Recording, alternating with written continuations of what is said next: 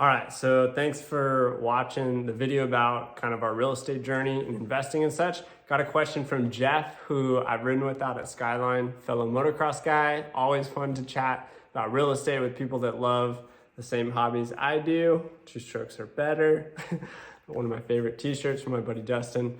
So he had a quick question about, he's owned a property for a while, he's got quite a bit of equity in it, and just curious about what's like the lowest risk way to leverage that equity and begin investing. So in that situation, I would probably recommend one of the things to think about would be getting kind of a cost analysis of how much it might cost to pull out, say, 25% down or 25%, whatever a down payment would be for a property that you identify as a potential route you'd be comfortable with. Now, that can mean a plethora of things. You can invest ideally, and right now, given our market in Boise, I'd recommend either if you're gonna stay local because you wanna be local in Boise, then probably like a single family 3-2 house, probably if you're familiar with the area, like a Corey Barton home or a Black Rock home if you can find one, maybe an older Hubble home in Meridian or South Boise. You can find these between 1,300 to 1,550 square feet, 3-2 with a 2-car garage, standalone single family unit for around 390, 385 or so. So 25% down, you're looking at around 95 to 100 grand, depending on closing costs and some other fees, depending on what your situation is on how you negotiate that. But basically, if you can take out, say, $100,000 of your house, that may cost you around, today's rates, depending on what rates you're at currently. If you bought your house years back, it might even save you money by taking 100,000 out and then refinancing at a lower rate. We're still hovering in the threes right now. So if you're over that, it'd be a no-brainer. If you're already at a low rate, then you want to see what that additional cost per month would cost you. And also keep in mind that when you go and do a refinance or a cash out refinance, there are closing costs incurred. So every time you do a cash out refinance, typically for a house in our median price range, you're looking at around $7,000, $8,000 in closing costs at a minimum typically. You can do less. There's other people out there that do less, but that's probably a good just gut number to estimate into there. And so you want to know what your ROI would be on that lump sum as well. So say we take out 100 grand, say it costs you, say on the high, say $400 a month in your primary, your first position mortgage on your property. So $400 a month you're losing or increasing your expenses on your primary mortgage, but you have $100,000 cash. You can do quite a bit with that. If you're local, you can buy a single family 3-2 here, and then potentially cash flow probably reasonably, maybe $450 to $700 max if you found a really smoking deal, especially since rents continue to rise locally, as you're well aware.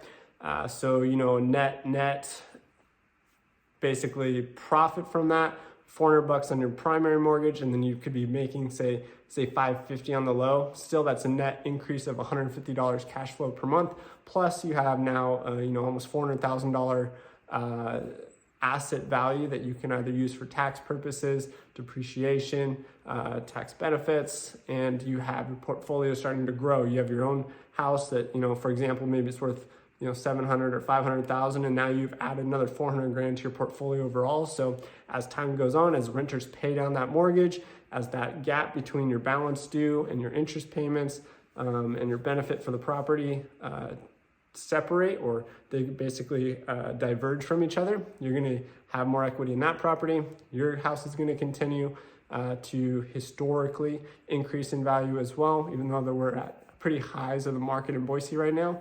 Might just give it some time. Typically, if you run through a real estate cycle, even if we did experience a downturn, which I don't personally foresee for many reasons, but if we did, it's typically 5 to 7 year cycle. If you can push through that or own the property through that, it doesn't impact you as long as you can afford your payments, and as long as you have some room to play with rents as well, so you can at least break even if you had to, worst case. So if you went local, that's what I'd recommend in that scenario. Otherwise, you could take that $100,000 or even less, $50,000, and you can go into other markets out of state.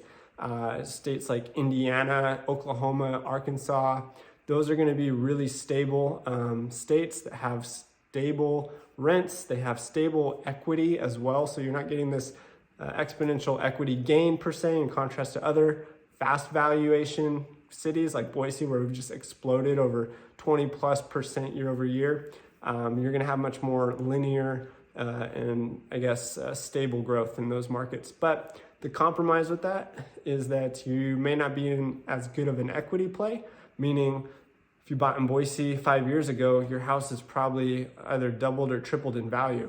If you bought a house in Indiana 5 years ago, it's gone up, but it's marginal, right? It's not like going to change the game for you. So just know that those are very safe and secure. They're great for cash flow added incentives, but not so much always the best long-term play. If you have a W-2 or income already, I'd suggest playing in more equitable markets that have potential upside long-term. So Indiana, Oklahoma, Arkansas are just an example of some that you could go buy a single family property out there for $150,000, $200,000, rent it out for, between $1,100 to $1,500 a month and have great cash flow for a very low payment. You'll just need to get connected with the right resources, which I can help coordinate for you if you want to. And then outside of that, you can also explore other markets that are kind of in the middle, maybe like Boise was, 2 years ago, like in Tennessee. We're personally in contract in a property in Maryville, Tennessee for around $300,000 that rents out for around an estimated $2,500 a month, which is just ridiculous. So that's a great cash flow position for about $75,000, $80,000 out of pocket. So that'd be a great opportunity for people like you in your situation. Very low risk. You're already at the lower end of the median price points for those areas, which is great. And we have such a housing shortage. So I can go into that stuff in more depth, but to answer your question, if you're playing locally, probably one single family unit for around $400,000. Expect rents around $2,400 to $2,600 a month max, and $100,000 down. And you have a smaller opportunity cost or net gain just because our prices are higher here in Boise, but you'll also have potential for longer term equity growth in demand, being at the lowest end of the market for our area. And if you're wanting stability, definitely suggest out of state or even eastern Idaho, so you can still drive there. There's a lot of turnkey solutions nowadays that can help basically get you rolling with a rental property management company, and handyman all set up to go for you. You just got to know who to talk to. And if you have issues with income verification for buying a property or rental, not really an issue. You just need to figure out who to talk to. There's national lenders that are totally available for no W-2 requirements at all, just an purely investment lending option that allow you the ability to have no income stated, show them the potential of what you'll get rents for, what the purchase price of the property is and who's managing it and for how much, and they'll lend you the loan at a slightly higher rate. So all those are great options. Let me know if this helps, and if you guys have any other questions, I'm more than happy to just do a video response and answer them for you guys as they come in. So hope that helps. Thanks for watching. See you guys.